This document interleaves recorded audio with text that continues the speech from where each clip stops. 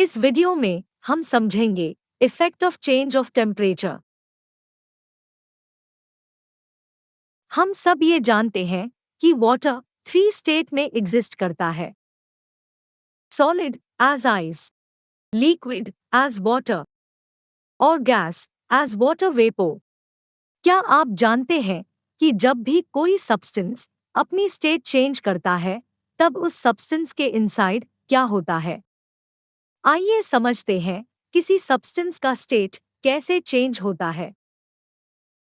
हम ये जानते हैं कि सॉलिड स्टेट में पार्टिकल्स टाइटली पैक्ड होते हैं और पार्टिकल्स के बिटवीन बहुत कम स्पेस होता है।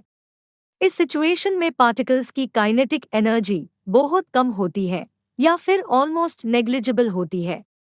काइनेटिक एनर्जी वो एनर्जी होती है जो कि पार्टिकल या ऑब्जेक्ट के मोशन के कारण क्रिएट होती है। आइस के केस में वाटर के पार्टिकल्स एक दूसरे के बहुत पास होते हैं और टाइटली पैक्ड होते हैं, इसलिए आइस सॉलिड की प्रॉपर्टीज को शो करता है। या हम कह सकते हैं आइस सॉलिड की फॉर्म में एग्जिस्ट करता है। अब अगर हम आइस क्यूब को हीट अप करें तो आइस क्यूब का टेम्परेचर इंक्रीज होगा।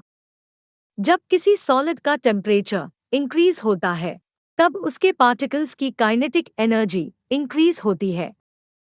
काइनेटिक एनर्जी इंक्रीज होने के कारण पार्टिकल्स वाइब्रेट करना शुरू कर देते हैं। वाइब्रेशन की स्पीड टेम्परेचर के साथ बढ़ती रहती है। पार्टिकल में हीट एनर्जी सप्लाई होती है। ये हीट एनर्जी पार्टिकल के बिटवीन लगने वाली फोर्स को ब्रेक कर देती है, जिससे पार्टिकल अपनी फिक्स पोजीशन छोड़कर फ्रीली मूव करने लगते हैं। और एक ऐसा स्टेज आता है जहां सॉलिड मेल्ट होना स्टार्ट कर देता है।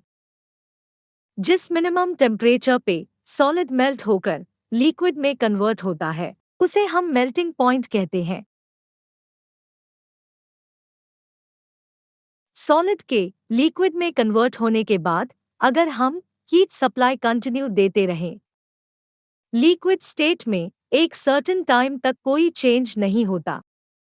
हीट एनर्जी से पार्टिकल्स में काइनेटिक एनर्जी बढ़ती रहती है और साथ ही पार्टिकल स्पीड भी इंक्रीज होती है।